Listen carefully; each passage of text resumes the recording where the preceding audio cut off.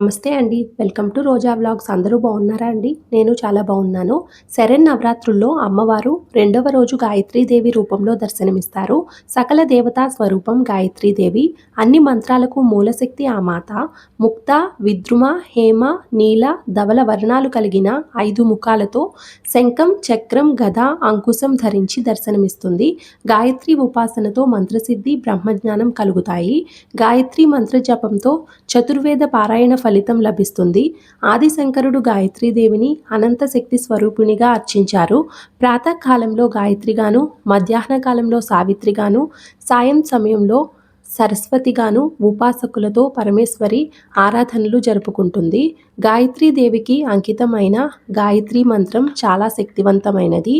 ఓం భూర్భువస్వః తత్సవితుర్వరేణ్యం భర్గో దేవస్య ధీమహి ధియో యోనః ప్రచోదయాత్ అనే గాయత్రి మంత్రాన్ని సకల దేవతలకు సంబంధించిన బీజాక్షరాలు ఉన్నాయని, దాంట్లో చివరికి అడుగుతున్నది ఏమిటి అంటే ధియో యోనః ప్రచోదయాత్ అంటే మా యొక్క బుద్ధిని సవ్యమైనటువంటి మార్గంలో నడిచేటట్టుగా నడిపించమని ప్రార్థన చేస్తూ ఎవరికైతే బుద్ధి చక్కగా ఉంటుందో అటువంటి వారు సన్మార్గంలో ఉండడం, సమస్తాన్ని పొందడం జరుగుతూ ఉంటుంది.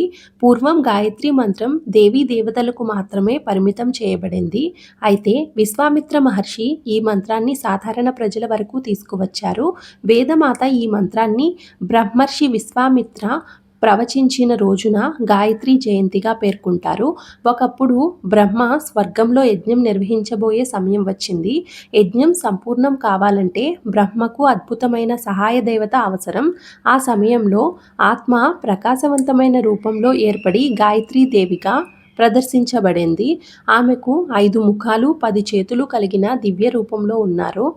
ఈ 5 ముఖాలు 5 దిక్కులను, 5 మూలభూతాలను సూచిస్తాయి. ఆ యజ్ఞంలో బ్రహ్మ ఆమె పక్కన కూర్చుని యజ్ఞం పూర్తి చేశారు.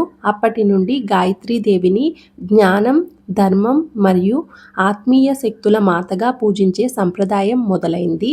ఈ వీడియో మీకు నచ్చినట్లయితే please like, share and subscribe my channel. Thank you for watching this video. Thank you.